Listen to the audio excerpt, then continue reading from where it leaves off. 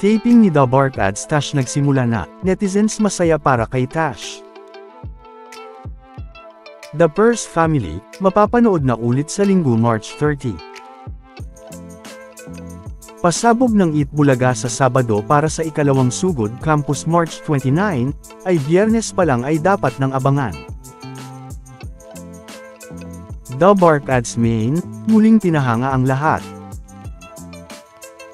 Ngayong Miyerkules nga March 26, 2025, ay isa na namang masayang episode ng Eat Bulaga ang napanood ng lahat, na muli ngang naghatid ng good vibes. Una na nga dyan, ay sa segment na Perifi, na kung saan ay muli namang nakasama ng mga singing queens si The Barkads Karen, bilang import ng mga singing queens.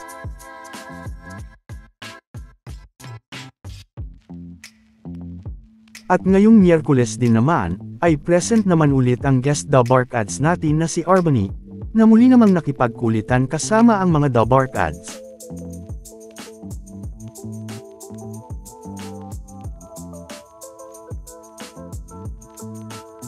Na na-miss din naman ng mga netizens.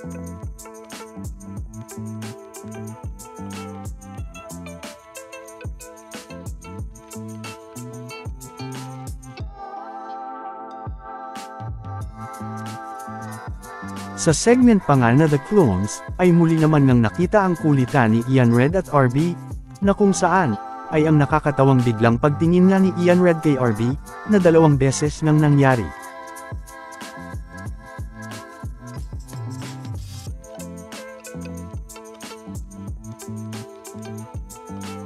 Kaya naman ay makikita nga ang mga nakakatawang naging reaksyon dito ni RB, pagkatapos itong gawin ni Ian Red.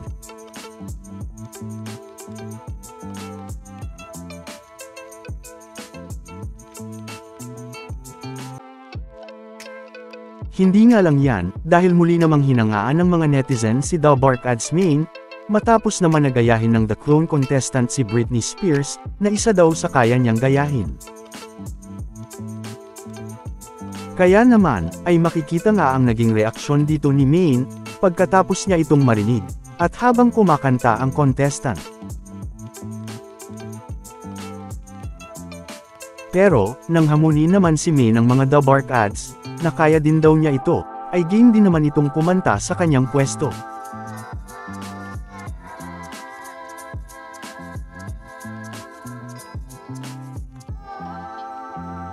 Pero, nag-enjoy na nga dito si Min, at pumunta na nga sa gitna at nakipag-duet na sa contestant.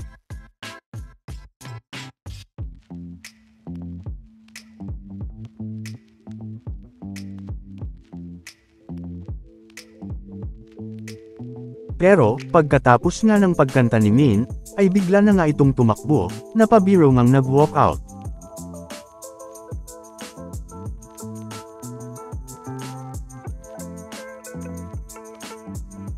Pero pa-reverse din namang bumalik agad.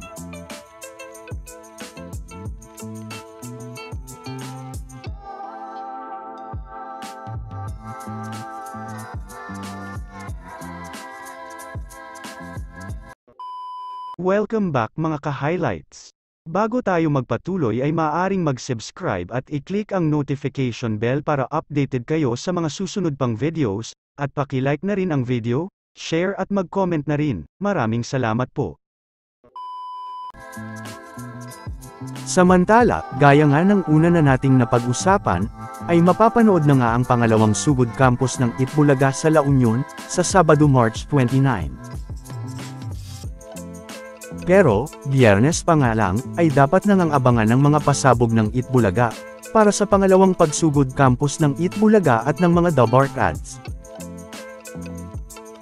At dahil matatanda ang noong Martes March 25, ay live ang episode ng Eat Bulaga.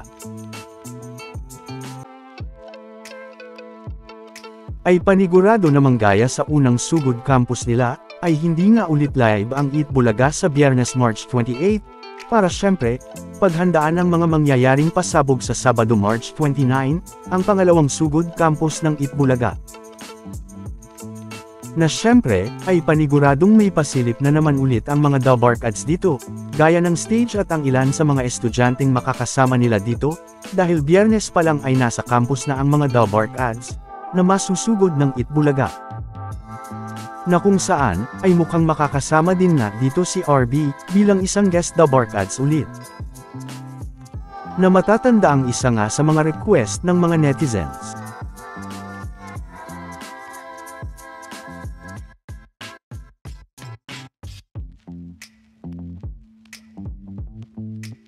Samantala, nagsisimula na nga ang taping ng ating The Bark Ads na si Tash, sa Filipino adaptation series ng Bad Genius, na kung saan ay ang first lead role ni Tash.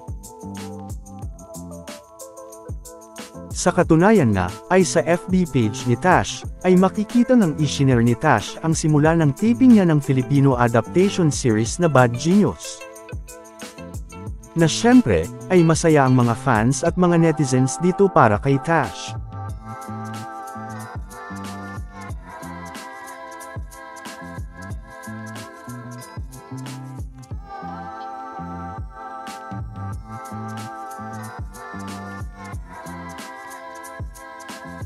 Hindi nga lang yan, dahil sa mga nakakamiss naman sa naging Sunday habit na ng mga The Bark Ads. At mga kapatid natin dyan, ay dapat naman ng abangan ang pagbabalik ng The Purse family. Dahil muli na nga itong mapapanood sa Linggo March 30, 2025, 7:15 PM.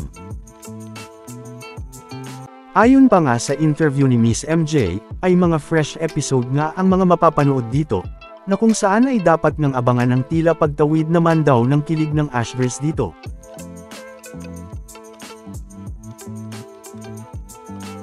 Samantala, isang achievement na naman nga para sa Mulak family, na marahil ay hindi nangalingid sa inyong kaalaman, dahil sa nakuhang award ni Andres Mulak bilang New TV Personality, sa 38th PMPC Star Awards for Television.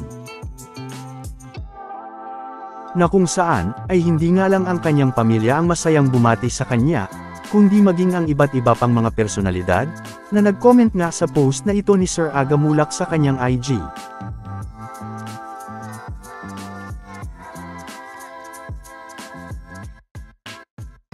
Na ang isa pa nga sa mga bumati dito, ay ang kapuso actor-host na si Dingdong Dantes.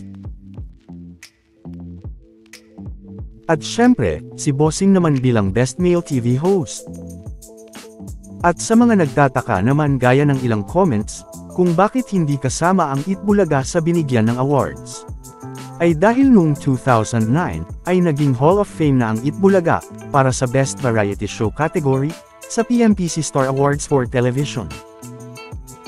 Samantala, ano naman ang mga masasabi nyo, patungkol sa mga napag-usapan natin, sa video na ito?